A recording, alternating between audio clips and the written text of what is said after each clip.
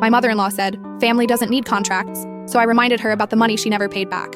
It was Sunday dinner when my husband dropped the news. His brother Trevor and his wife Natasha wanted us to co-sign on their third business loan. Their first two ventures had imploded, leaving us holding a $40,000 bag we'd never see again. "Family helps family," my mother-in-law announced, setting down her wine glass with that particular authority she reserved for pronouncements. "We don't need lawyers and paperwork between blood." Her fingers glittered with the diamond rings Dad had bought her over the years. The same Dad who'd declared bankruptcy twice while she continued her shopping addiction. I looked up from my plate. "Like the $15,000 you borrowed from us for your kitchen remodel 3 years ago?" The table went silent. My husband's fork froze midair. "That was different," she said, her smile tightening. "That was a gift." "It was a loan," I replied calmly. "We have the texts where you promised to pay us back in 6 months. It's been 36 months. My father-in-law cleared his throat. "Now, let's not bring up old or the $8,000 for Dad's fishing boat that you said was an emergency," I continued. "The boat you sold 6 months later for half the price to buy patio furniture?" Trevor shifted uncomfortably. Natasha suddenly found her napkin fascinating. "You're being petty," my mother-in-law snapped. "We're talking about helping Trevor start fresh.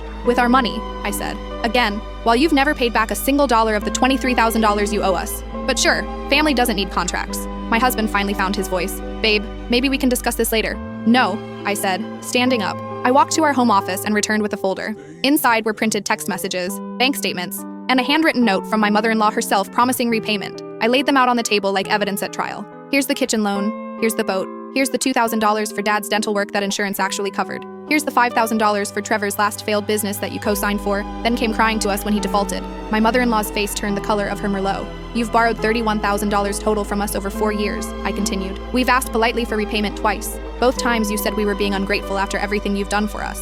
Want to know what you've done for us? You've shown us exactly why family does need contracts." "How dare you?" she breathed. "After we welcomed you into this family, you tolerated me," I corrected. "There's a difference.